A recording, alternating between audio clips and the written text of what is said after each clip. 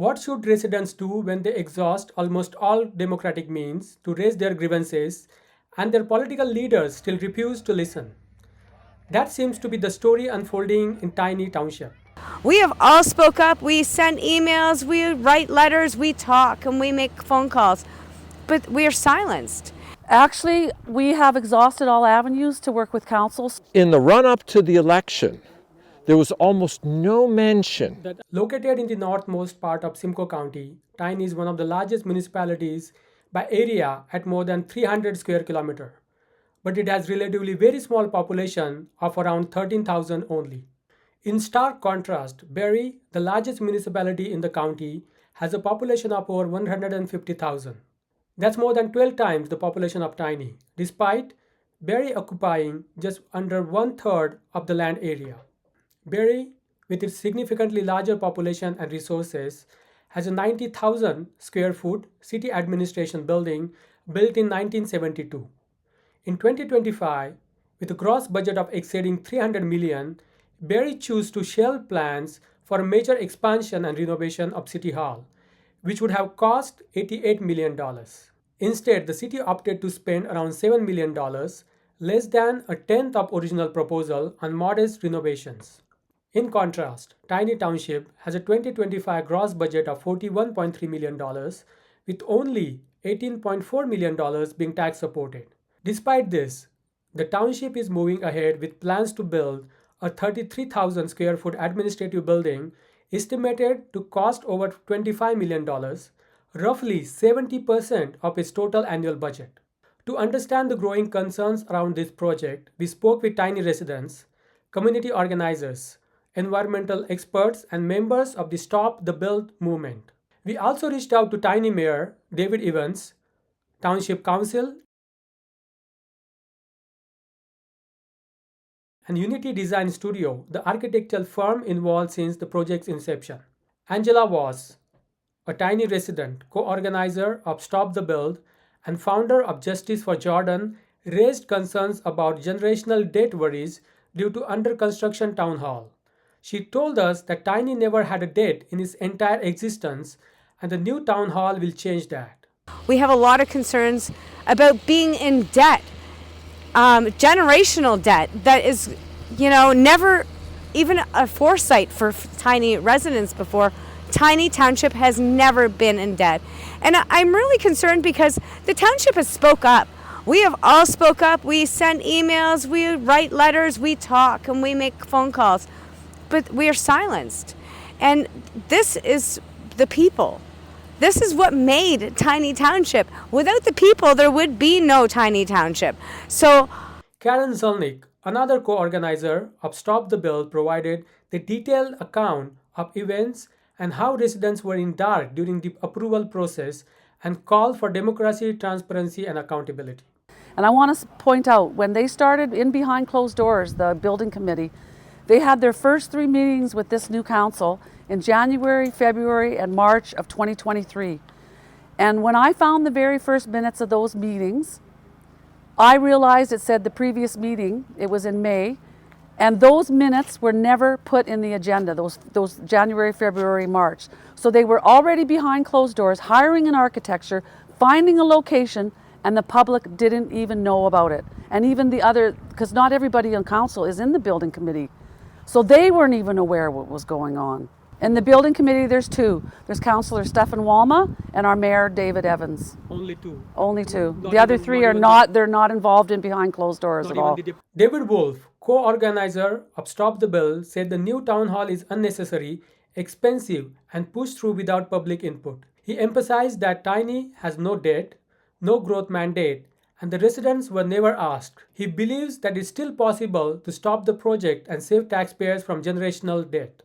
I want to be clear on this, Deepak. We could stop this today, we could stop it 2 months from now, we could stop it a year from now. If we spend, we've already spent probably close to $1 million, maybe $2 million already.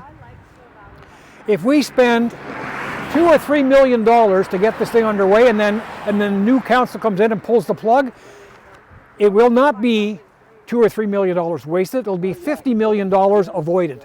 They don't even know what this is going to finally cost us. And they're hiding that fact. They're saying, well, we have a rough estimate of $27 million or so. But they don't have a final estimate. They won't get that until the construction manager puts the final bids out to the various contractors, the excavators, the tree clearing, the framers, the electricians, the plumbers, all the things that are going to go into building this building. We have no idea, we're no real idea what they're actually going to cost us. And we also have asked the council on numerous occasions, what is the final number? Where will you not go beyond? If it comes out not 27 but $35 million, and we have to add another $30 million in interest, now we're up to $65 million instead of $50 million. When will you say, okay, that's too much? Because we've presented an alternative to this, which was to build, as you heard Karen refer to, a campus-style enhancement there. We already own the land. It's not environmentally endangered. It's there. It's central. We could easily put a second building there and put up to ease some of the pressure inside the building. The project also raised environmental concerns. Paul Bell, a forest anthropologist, said the project has caused serious environmental harm. He reported that the site was clear-cut during all nesting season, destroying habitat for rare owls, woodpeckers, and endangered ice-age grass. In addition, we have a very, very rare plant that grows here called ice-age grass. Some people may know it as the forked three-awned grass. It grows in 2 places in all of Canada. It grows in Casaville, Quebec, and it grows here in Tiny Township in a couple of little spots. This is one of the bigger properties of where ice-age grass grows. Though in 2019, under then Tiny Township Mayor George Cornell, and after years of assessments, site tours, and consultant reports, the committee recommended building a new municipal building. However, the intent was clearly to remain fiscally cautious, especially given the uncertainties surrounding the regional government review. The initial decision in 2019 emphasized caution and transparency. However, under the current council, the project ballooned in scope and cost, now projected at over $25 million without meaningful resident involvement in the decision-making process. We submitted a detailed set of questions to Mayor Evans and the entire council and wanted them to address the project's costs relative to Tiny's overall budget and future debt, transparency issues raised by residents in decision-making, tax impacts especially on seniors and low-income residents, poor accessibility claims of the new site for those without transport, environmental damage issues including reported clear-cutting, call for referendum and meaningful public consultation, oversight for major spending, and ongoing resident concern. We received a brief statement from Mayor David Evans which did not address any of these questions. When we followed up, we were informed that this statement was provided in lieu of direct responses and were instead directed us to the township's website, tiny.ca/newtownhall. The architectural firm Unity Design Studio also declined to respond to our questions. Bill Lett, principal at Unity, informed us that they have been instructed to direct all media inquiries to the township's general email address, newtownhall@tiny.ca. Following our interviews with Tiny residents, organizers of Stop the Build, and environmental experts. I'm Angela Voss. I'm a resident of Tiny Township, and I'm here in front of where the new build will be for the Tiny Township Community Center. It is projected to be about $28 million in the build. How that will affect the tariffs and all the other things with staff and such, I'm not really 100% accurate on, so I'm not going to quote that. But I wanted to point out with the DPAC and Simcoe Community Media while we're here, the distance it took us from the old City Hall to the new City Hall and the impact that it's going to have on our senior residents and on residents that don't drive and have lived their entire lives in these neighborhoods. We just went through a terrible ice storm, and from Friday till Monday, we didn't hear from council at all. So I'm concerned. What would happen if there's an ice storm and we don't have a city hall for them to go to that's local? There isn't a bus service out here, and there's really no way for the community to utilize this center. We have a lot of concerns about being in debt, generational debt that is, never even a foresight for tiny residents before, Tiny Township has never been in debt. And I'm really concerned because the township has spoke up. We have all spoke up. We send emails, we write letters, we talk, and we make phone calls. But we are silenced. And this is the people. This is what made Tiny Township. Without the people, there would be no Tiny Township. So it's a real concern for me when these hardcore directives are implemented against the people. And as a team, I think we can really target what's going on here, bring light to all of the different issues, because as you will hear later on, that there's many of them, and from many different, very educated perspectives. And I want to thank you for taking this story and taking the time to be here with us today, Deepak. Can you give a little bit background of what the main issue is about the the new town hall that is being? Town hall is supposed to be 33,000 square feet. If you go back here at this current administration building, you will see usually count typically 27 or 28 cars, so employees that are working here. So at the time, what they're saying is 50 employees are going to be working at this new building because they're going to bring the fire chief in and whatnot. That equates to $1 million per desk, which is much more than a school for the children. I think it's around $200,000 a desk. $30,000 to $50,000 a desk for a school. So it's costing taxpayers way too much money. And the issue I want to point out is they want to make a community hub. We have 3 beautiful community centers here in Tiny and 2 senior centers that are privately run, but the township does help support them.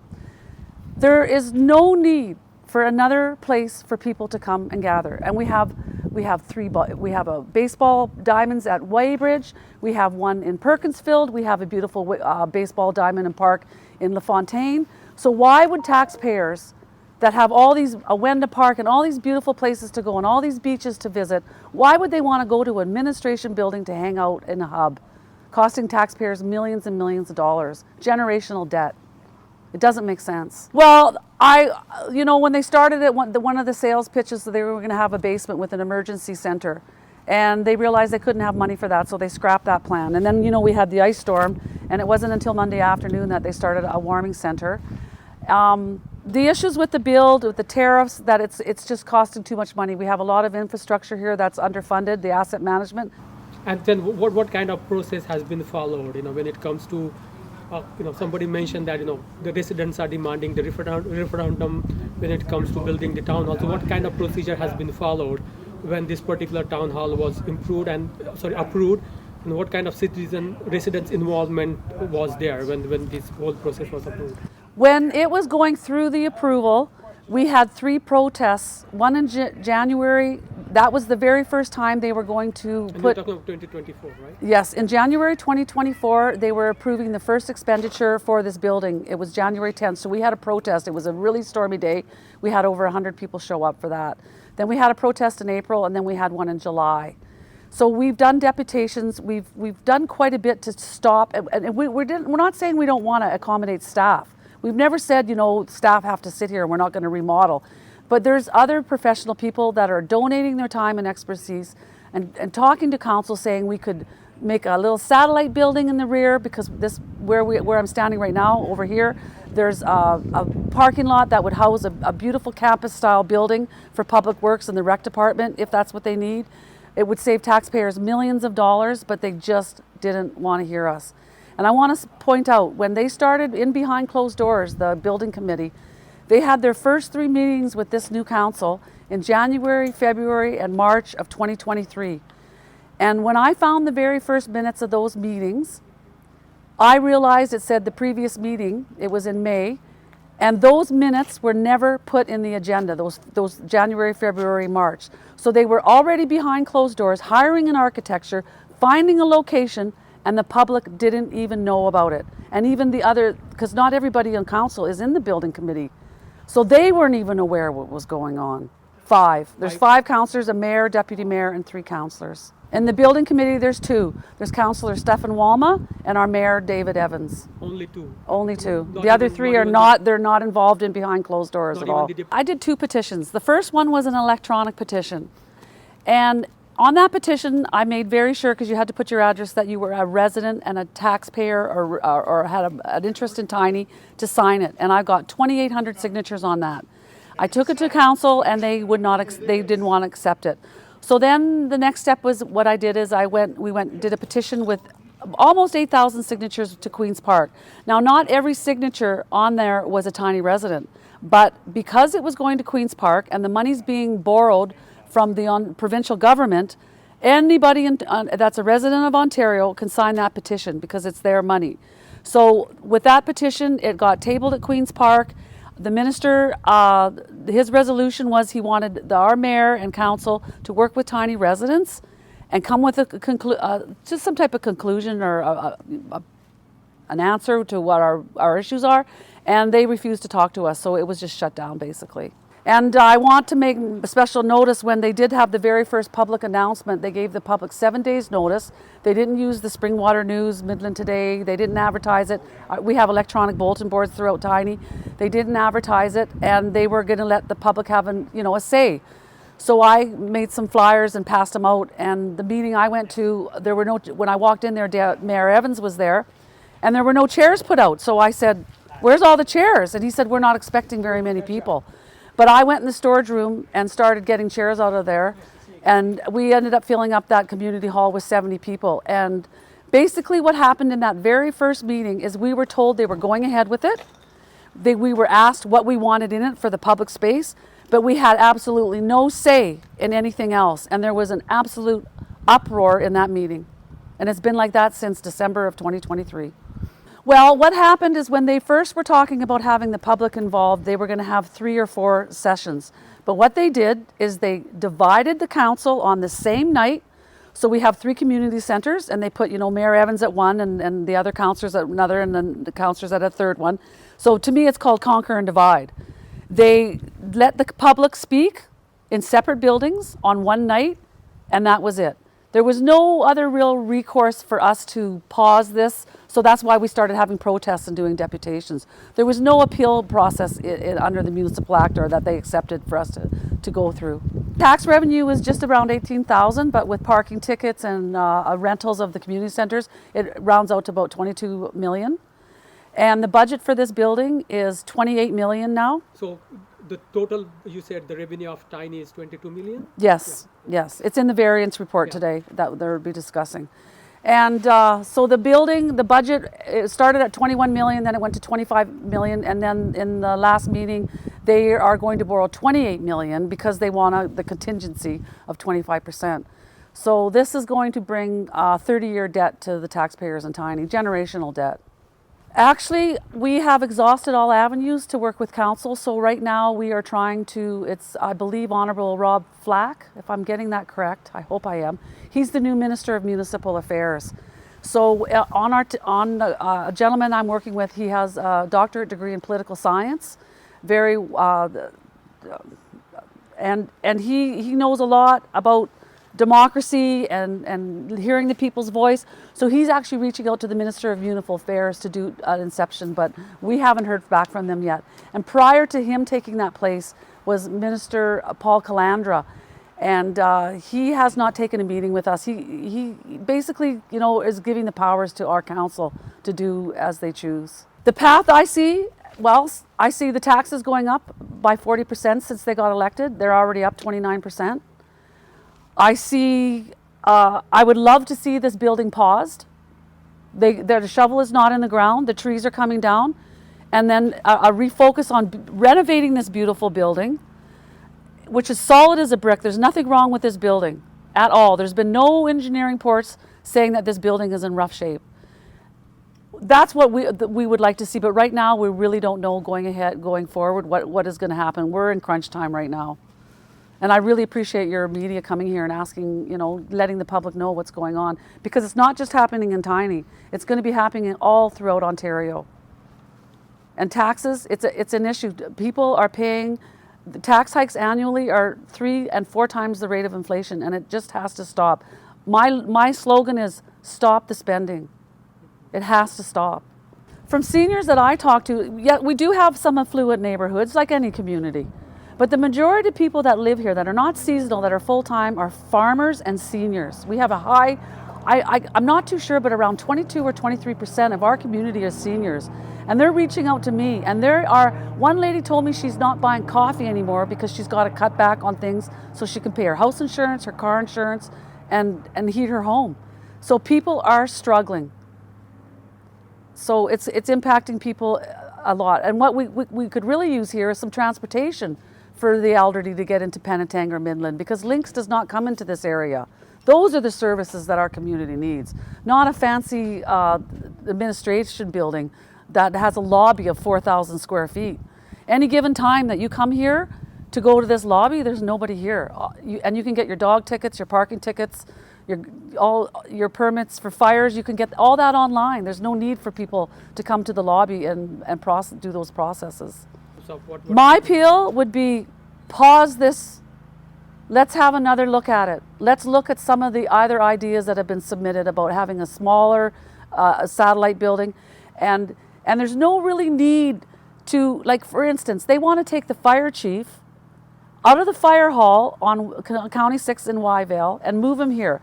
And in my opinion, my strong opinion, is he should be there with his peers. We've got a lot of volunteers. He should be there on site to answer any of their questions. There's no reason for the fire chief, to be pulled away from his staff. I find that incredibly just wrong. And then the recreation department, we have a beautiful community center in Wybridge. It's got an office with a locked door. It's got all the computer equipment you need, and there's a nice gym in there with a stage for kids if they want to do games or do a play. That staff currently is working out of that office. There is no need to bring that administrative staff into this administration building, and that's what their whole goal is to combine everybody in one building. And I just, in most municipalities, they just don't do that. It's just unheard of. I'm here today because on the agenda in the council meeting, they're discussing some very important issues. They're discussing how they're going to do the method of the voting procedures. Like typically we would do mail-in ballots, but they want to introduce electronic or internet voting. And in our community, I stand against that. It might save the community some money, but this is not a time to scrimp, because we got a lot of elderly people in our community without internet services. And if they do have internet, they're not even really too sure sometimes how to do that process. So they're going to be discussing that today. And also another issue, and Councillor Walma introduced it, was to limit the number of signs a candidate can stake in the ground in the next municipal election. I did a bit of research, and there are rules on when you can start putting the signs out, how many on one property, but there's really no other municipality that has a rule that limits the number of signs that you can populate in during an election. Is there a reason that they gave why they want to limit the... No, there was absolutely no reason at all. And another issue on the agenda that concerns me is the deputation process. The way meetings are conducted, the regular meeting of council is first, and then they break and they have a committee of the whole meeting. And I'm not too sure what they're going to propose. They might shorten the open deputations, which are currently 5 minutes, to 3 minutes. And I don't know if they're going to stagger it so that they could have the meeting and then someone can have a deputation. So when the council's talking about a topic, the public can weigh in. So I'm really interested to see how that's going to unfold. And they're also doing remuneration today, which for most folks, if you don't know what that means wage hikes. So with the rate of inflation and our taxes going over 3 times the rate of inflation, I'm very concerned about these tax hikes that they might be giving staff members and council. So we moved up here 10 years ago, like a lot of people moved up here from the city, expecting to move up to a quiet little community with not much going on, tiny after all. And we've come to learn it was that way for 8 or 9 years, and all of a sudden it's not that way anymore. We're standing here on the ninth concession, behind in the vicinity where they're proposing to put a huge, big 30,000 square foot town hall to replace the 15,000 square foot town hall they say is overcrowded, and it probably is overcrowded. So when they decided when they first announced that there was going to be a new town hall, which was a surprise to all of us, because only one councillor in the last election even mentioned it as an issue in passing. He didn't provide any details on what he thought might come out of the discussion. They'd been working on this allegedly for 8 or 9 years leading up to this. previous councils had decided, yeah, we needed to do something to reduce the crowding in the current town hall, but it was too expensive and we could just have to make do with what we had. And so this new council got elected, and a year into their mandate decided, holy smokes, we got to get this thing going. So in 2023 they announced that they're not going to support the local libraries anymore because we're going to have our own library soon. And many of us who were library members said, what library, where? And they said, in the new town hall. And we said, what new town hall? And they said, the new town hall we're building, because we've been talking about this for years. And so you heard what Karen said about all the background, the quiet dealings and whatnot. So they just quietly started to put this thing together and weren't asking the public for any input at all. Karen talked about those meetings they had with the public at the public's insistence. They called them public information sessions. They were literally to tell us, here's what we're doing. What decorations would you like us to put in your new town hall? And at all three of those meetings that night, the response was universal, outrage. Everyone in the meeting said, what new town hall? What haven't you told us? Who said we have to build this place? How much is this going to cost? There were no answers provided. And so they said, well, we don't know what it's going to cost until you tell us what you want. And we said, we don't really want any of this stuff. The response was universal in all three locations. And so basically, they said, thank you for your input, we'll get back to you, and it disappeared. Shortly afterwards, they started continuing their meetings, the closed door meetings. They've never announced a budget for what this thing's going to cost. And in deputations, myself and others have asked, how much are you prepared to spend on this new building? And they've just said, look, we don't have a budget for this thing. I can't imagine beginning a project at taxpayers' expense with no end number in sight. The first estimate they got, which is a rough estimate for construction purposes, was about $25 or $27 million. We're going to flip-flopping back between 25 and 28 million. Doesn't really matter. The number, whether it's 25 or 28, doesn't matter. It's just a couple of million. But they said we looked at rebuilding or remodeling the current location, and it was only going to cost $4 million less than building a brand new facility. So we decided we'll build a brand new facility. It's just smarter. What they didn't say was that $4 or $5 million extra will be doubled after you add in the interest cost. So if to them a $4 million difference turns out to be to us an $8 or $10 million difference, which is a huge amount, huge debt. Tiny has no debt. We've never had a debt since the 1800s. We've never had a debt. We've run debt-free because we really don't have anything to spend money on. All Tiny is roads and some bridges, a couple of buildings, some rolling hardware, trucks and whatnot, plows. That's all we are. Tiny's taxes are low because we have nothing, and no one is objecting to that. Right from the start, Tiny Council said, we have the lowest taxes everywhere in Simcoe County. And so that's not right. We should be paying more for taxes. And we said, no, we shouldn't. Just because we can doesn't mean we should. Well, they said, well, if we collect more in taxes, we can build nice new buildings like this. Because Tiny residents deserve something like this. They shouldn't have to be embarrassed by a small, crowded town hall. We want to build a new town hall to improve the services and also to address future growth. There are no complaints about services that are lacking. No one's complaining, and they've never been able to provide lists of here are the complaints that we've had from citizens saying we're missing out on something. As far as future growth goes, if you don't know this, Simcoe County has limited the growth of Tiny Township to a total of 16,100 by 2051. That's 30 years from now. We're already at 13,000. That means we can only grow by another 3,000 in the next 30 years. And part of the reason for that is we have no septic treatment facilities anywhere, which limits growth. You can't just put in subdivisions if everybody has to have tile beds and wells. So we have no growth, and they've never been able to say, no, but we're going to get growth. They can't say that because they've been told they're not going to. We have no mandate to build this thing. Nobody mentioned what they're going to spend 20, 30, 40, 50 million dollars to build a new town hall in the last election. And so for just that reason alone, we've said, put this off until you can hold the next election, put this to public, vote for me and I'll do this. Don't vote for me and I'll do something out of the blue like they just did to us. The other thing is, as far as environmental issues go, you're going to talk to Paul Bell over there. He's going to explain the environmental impact of what's going on here now. So we've had many meetings with the mayor, and he's basically said, yeah, we'll listen. Their position is, well, let them come to us. They said to us in one council meeting, if you don't like it, come and meet with us and tell us, convince us we're wrong. So we've had several meetings with them, large groups, small groups. And so the last meeting we had was last July. It was an hour-long meeting, and 15 minutes into the meeting, the mayor said, and I have it on tape, I tape recorded it. He said, listen, you can talk all you want, we're building it. We don't care what you have to say, we're building this place, and so if you want to keep talking for the next 45 minutes, and we did, you can, but our mind's made up. So they weren't listening to anybody, they didn't want to listen to anybody. What's limiting Tiny itself is a whole bunch of people spread around the outside of the peninsula. The vast majority of Tiny lives around the peninsula. There are several small communities, and they're small, Perkinsfield, Wyvale, Copeland Creek, Whippoorwill, LaFontaine.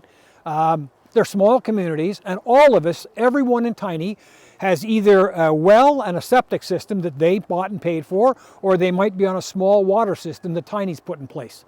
I think there are 18 small water systems that Tiny maintains, and the residents of that community pay for their water. The rest of us on wells and whatnot don't have to pay. We paid to put a pump in and a well and the rest of it. So because there's no way to deal with effluent, with sewage, you can't build huge subdivisions. You can't have unless it's a massive subdivision where the lots are almost several acres each to allow for proper septic tile beds and whatnot. So all of Tiny Township uses a combination of either septic tank and tile bed or just septic tank. And if it's just a septic tank, the owners of that property have to pump it out every time it gets full, because you don't want septage bleeding into the atmosphere. Already Tiny beaches regularly in the summertime post beach closures due to contamination from septage. So it's a huge issue, and that's partly why Simcoe and Ontario says you can't just slap in a subdivision if you don't have any septic treatment. And septic treatment plants cost hundreds of millions of dollars, none of which we have the money to pay for. So we don't have any infrastructure to speak of, and the small infrastructure we do have, those little water systems, are paid for by rightly so, are paid for by the people that benefit from them. I'm not paying for a water system for some other community. I pay for my own water system. Which part of Tiny this particular proposed town hall is located? This is almost right in the center of it, which is an issue because right in their town's mandate they said that a center like this should be close to a center of population. The town hall you were just at back there is ideally suited. It's down close to Bomb Beach, it's close to Tiny Beach. There's all sorts of people live close to it. This is in the middle of nowhere. No one's going to come to this thing to pay their bills, whatever, unless they have a vehicle.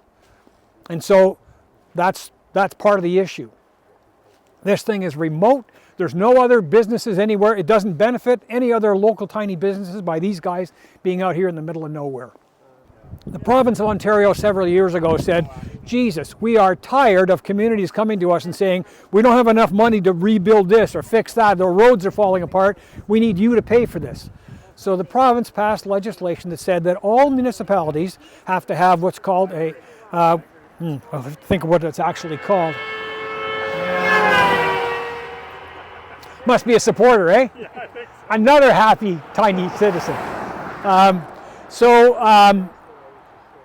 The asset management shortfall, and what that is that every municipality in Ontario had to do a complete inventory of what they own. How many linear feet of streets, of asphalt, what condition is that asphalt in, the bridges, all the things they own, every truck they own, every street sign they own, do a complete inventory of everything they own and everything they have to maintain. And then they have to come up with a plan how much of that asset is in need of either imminent repair or approaching repair. So if this road is in good shape, this road will be fine for 10 years. But in 10 years, it's got to be resurfaced, and it's wicked expensive to resurface roads. So our biggest, probably our largest asset in Tiny is actually roads. Roads, asphalt on roads. So They identified, and they, for a long time, they knew what the numbers were, how much they owed, and were going to have to come up with, and wouldn't tell anybody. Because they knew that if that number got revealed, along with the new town hall number, our taxes would skyrocket. By the way, our taxes have gone up about 28% in the last 3 years. And that's without the town hall expenses for the most part. So they kept all that hidden from us, from the public. When they finally had to reveal it, they did, and it's close to $72 million is what they have to come up with in the next year or two to keep what we already have in working order. And so, is that calculation from the township of Tiny? Yes, yeah, you can go into their site and look it up.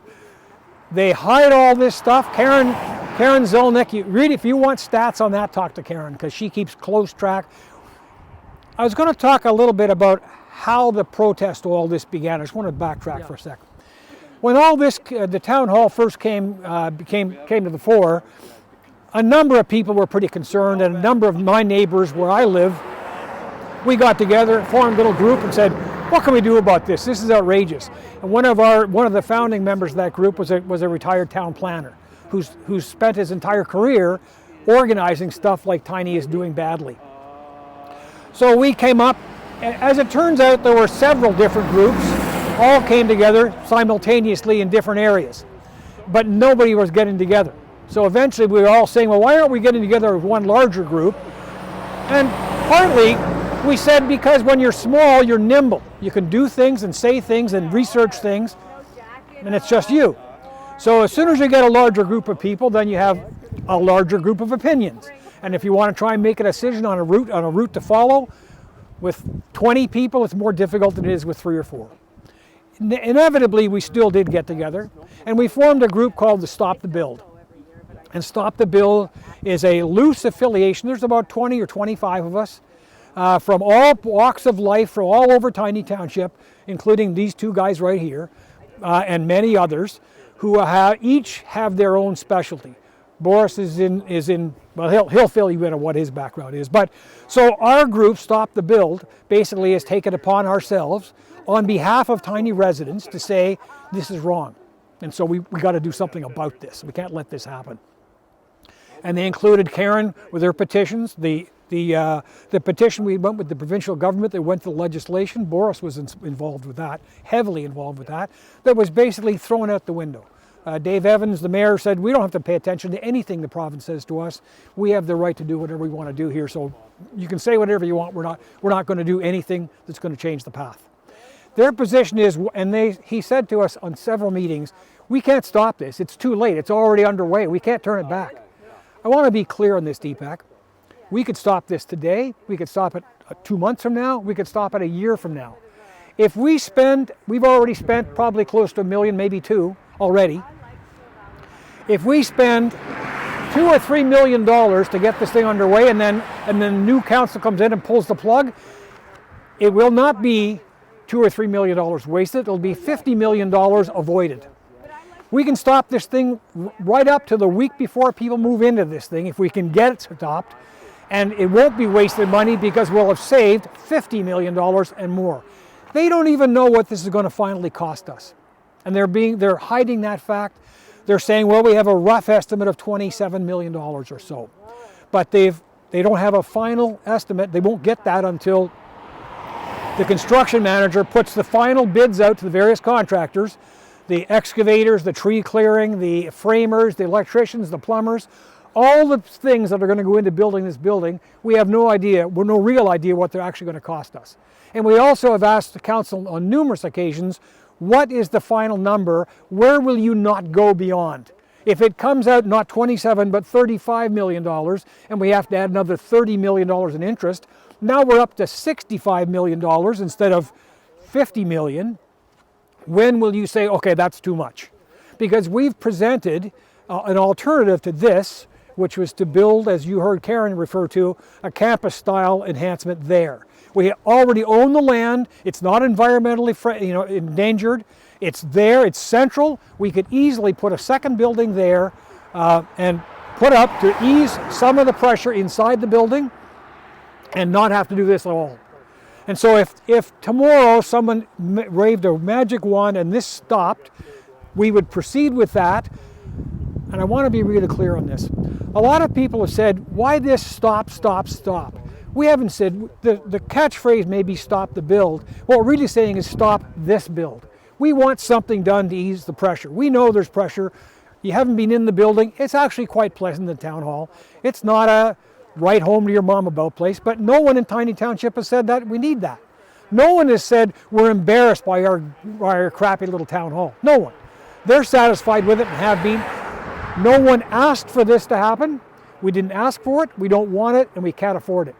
Now you'll hear Mayor Evans say, oh, that's nonsense. Tiny is a very affluent community. Sure, there are a number of wealthy people around the perimeter, but the vast majority of Tiny residents are not affluent. The average income, and it's all published in the Simcoe County county summaries. You can read all this. The average family income here is about $51,000. And so people are all living on tight budgets. A lot of people say, well, these are all wealthy. There's lots of cottages here. Wealthy city people who have cottages. Lots of people live here now. It used to be city dwellers with cottages here. Now 60% of Tiny Township are permanent residents. And so they say, well, when all the rest of the people in the city move up here, that'll grow the community. We said no, because right now, those cottages, if you want to call them that, are empty all week, and the people are in the city. Well, You mentioned these are the actual discussion that happened. Okay. We've said this repeatedly to all of them. And just one point you mentioned about when you talk to the council and what is the budget, Yes. Yes. ceiling. Yes. What does the No answer. In fact, at the last meeting, I made a deputation to ask that very question at a council meeting. I said, please tell me what this thing is going to cost us. And Dave said, well, I'll get together with the committee and we'll come up with an answer for you shortly. And he never did. And I've sent him 2 letters since saying, I asked you, you've said in public you'd get me an answer. You still haven't. He doesn't respond to those questions. I've said to him twice, tell me what this thing is going to cost. And they can't come up with an answer. Okay. When we asked them, how is it that, why are you so insistent on spending this much of our money, putting us in debt for 30 years to build this? And he said, well, because we have to do something. I said, but why does it have to be this something? And when other interviewers have said, what's your response to that? Dave Evans' response has been, well, no one wants to pay money. So that's your answer? Like,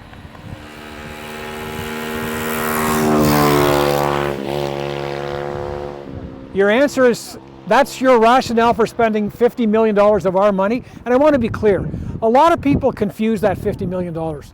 They say they're spending $50 million for the town hall. They're not spending $50 million. They're spending 28 or 30. But when you add the interest in on that over 30 years, because they've saved no money for this, they have nothing in reserve to build this thing. They're borrowing it all and making us pay it and the interest. Their current $28 million estimate for cost will blossom to 48 or 50 million or more. And we don't know what the final number is going to be, and they have no cap. But their response to is, well, of course taxpayers don't want to pay more taxes. Well, that's not an answer. That's you rationalizing. We don't mind paying extra for something that we need. We don't. And so if we need something, pay it. One of the signs I remember seeing was, Tiny Township, nothing we don't need, everything we do. So everything we need, nothing we don't. And we don't need this. We never needed this, and they know that. That's why a year into their 4-year term, they slammed this thing through. They want this thing so far built before the next election that in their estimation, it can't be stopped. And a year ago, they told us it already can't be stopped because we've hired a consultant. So once you hire a consultant, you can't say no now, right? Because we'd be embarrassed. So that's what this is all about. These 4 can't face the fact that this was a bad idea, and they don't want to look stupid in front of the consultant and look like fools. So that's where we are. Hello, my name is Paul Bell. I have a PhD in forest entomology, and environmentalism is my passion now that I'm retired. I'd just like to talk briefly about the environment here. It had a breeding species of owl, the barred owl, in one of these trees that was cut down. And they were warned about it. It's the time of the year when owls breed and mate. The young owlets were there. they have to be dead now. It's doubtful they got them moved in time. There are 4 species of owl that I've actually seen on this particular piece of property that they've basically clear cut completely against the time of year. It's the worst time of year to do clear cutting of this nature. It shouldn't be done in the spring when all the trilliums are coming up, all the other wildlife is here. There's several different species of woodpeckers on this property. We have 5 different species of woodpecker on the property. The downy woodpecker, the hairy woodpecker, the pileated woodpecker, the red-shouldered woodpecker, and the very rare red-headed woodpecker is found on this property. And they've clear-cut all the habitat. In addition, we have a very, very rare plant that grows here called Ice Age grass. Some people may know it as the forked 3-awned grass. It grows in 2 places in all of Canada. It grows in Casaville, Quebec, and it grows here in Tiny Township in a couple of little spots. This is one of the bigger properties of where Ice Age grass grows, and some of it has been bulldozed.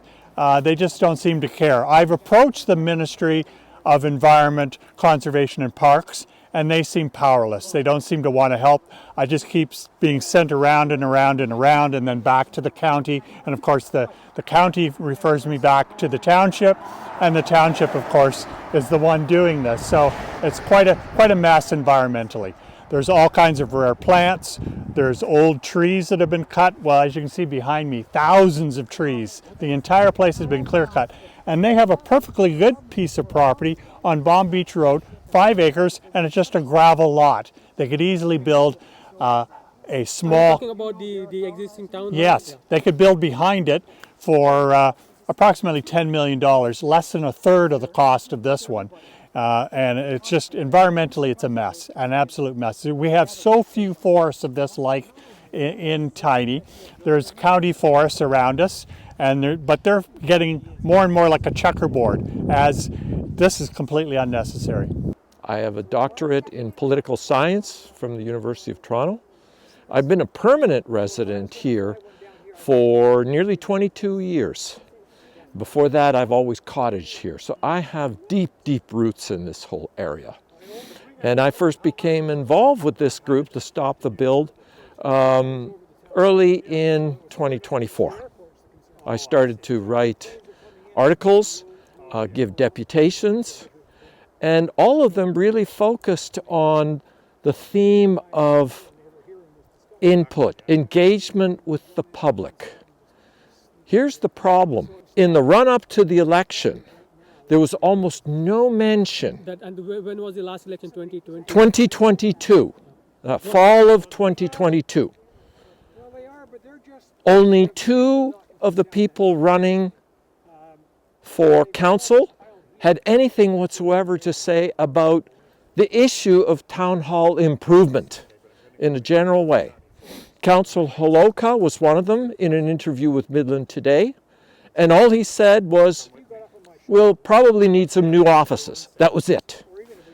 And then there was Councillor Walma who said, well, we're probably going to need a new building, and people won't be happy about that because that will be an increase in taxes, and that was it.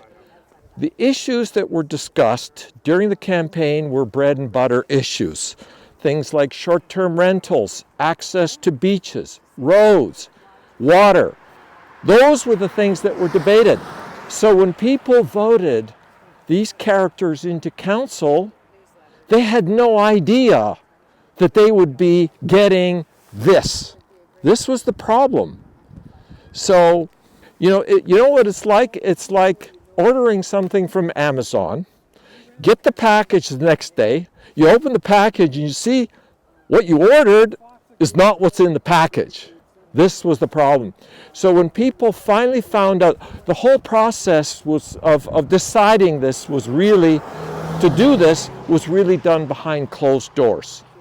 Because they didn't discuss this in a wide open way during the run-up to the election, they had no mandate for this project. So when they finally made this decision that maybe we should do something like this, to get the mandate, they should have taken it to the public at large. And they should have been willing to hold a referendum, which is what we asked them to do. Hold a referendum, have all the arguments put forward, both for and against. Get it all out on the table. You bring your experts, we'll bring our experts.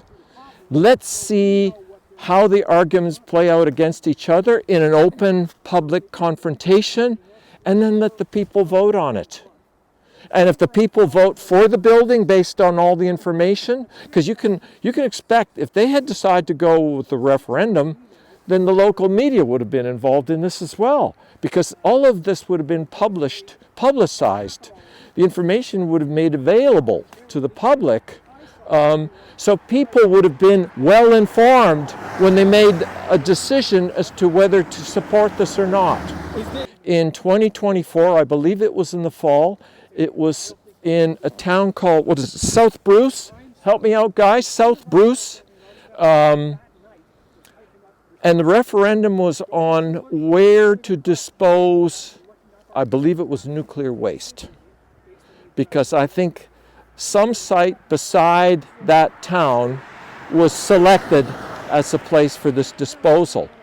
And so what went to a referendum was not whether or not to do it, nor was it about the location of this disposal site. It was about whether or not to have a digital ballot or a paper ballot. So that's what they did a referendum on. It wasn't nearly as big an issue, you might say, as the issue we face here. And our argument was, look, this project is so big, it's of such magnitude, it just eclipses anything that's ever happened in Tiny Township's history in terms of sheer size, expense, and magnitude.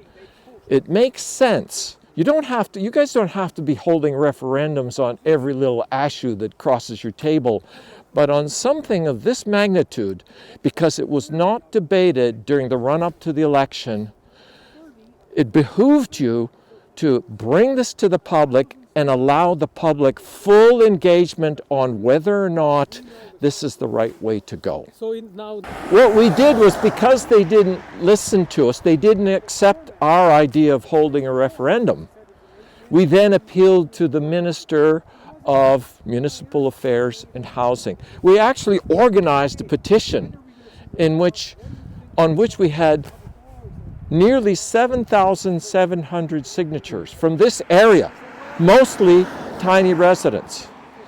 And we took that, it was presented to Parliament, to the legislature, by Green Party MPP Mike Schreiner. And that was October the 22nd. And in that petition, we asked the minister, pardon me? This happened in 2024? Yes. We asked the minister to intervene here and to require Tiny to hold a referendum, because Tiny's not going to do it. So the minister wrote his response, which he delivered December the 11th of last year, 2024, in which he said, I will not require Tiny Township to hold a referendum. These issues are best decided at the municipal level. But then what does he go ahead and do? He actually laid out the process of a referendum, and he also said, you don't have to wait until the next municipal election to hold a referendum. What is that, if not at least him indicating tacitly his approval of that process? Give it some thought. He knew they didn't want to hold a referendum, and yet he spent so much time in the letter talking about it, indicating again tacitly his approval. And in the last paragraph of that letter, he said the following: I encourage Tiny Council and residents to work together, cooperate, dialogue, work together to reach a resolution in this matter. Yeah, not only about what to do about this new building, but what kind of a process to follow. So obviously when he says that, he's saying what you guys have been doing up to now hasn't been good enough. You need to figure out how to work together with the tiny council. No, what we're doing is fine. We don't need to worry about anything you guys do. So we just keep appealing to the government of Ontario to step in. You told us legal course that you guys thinking about, like, you know, we don't have it, not that I know of. Something could emerge. Who knows? So in general, is that I'm not talking about this particular incident, but do you think this can be one of the recourse that the residents on other issues there may be legal options? Yes. On this one, I have no idea. Our point is that the best way to go about this is the political route. Keep putting pressure on Tiny, keep putting pressure on the provincial government.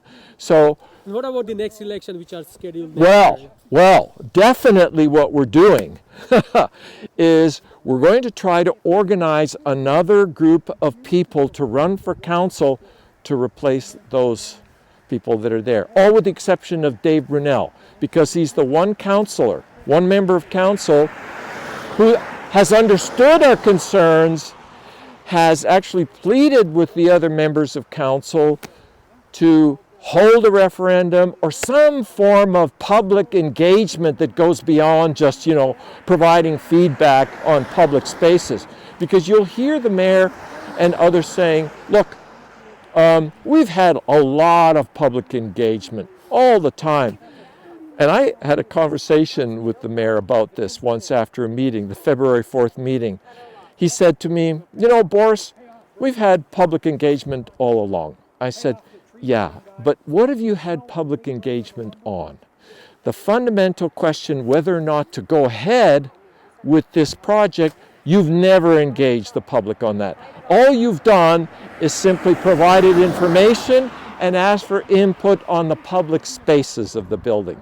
These are minor issues. So just the last question about... Yeah. There's a failure of appropriate democratic process. They haven't been open with us. They haven't been transparent with us. Their own mandate said, the principles of their governance say maximum transparency and openness.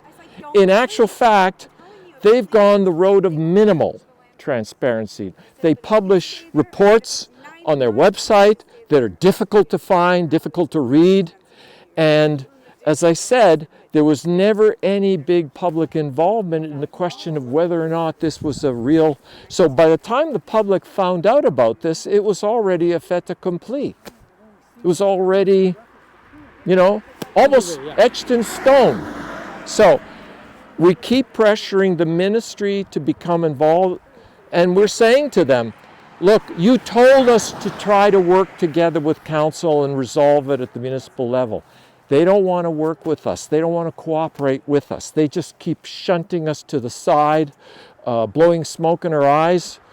They don't want to follow your direction. So we need you guys in Queen's Park to get involved here and force these people to come to the table, sit down with us and talk. Is there a plan to arrange, let's say, protest or a rally at the Queen's Park? We may do that. That's what it's coming to. Since we have not had any feedback from them, they're not even responding to us, or the last response I got from them was, try a legal route, try the ombudsman, we can't give you anything more. I wrote back and I said, are you kidding me? We've tried all those things. None of those things work. So what we're going to do is, since we're not getting anything from the Minister of Municipal Affairs, we're going to go over their heads to the Premier. We will continue to follow this major story in Simcoe County and will bring you updates. Thank you for watching.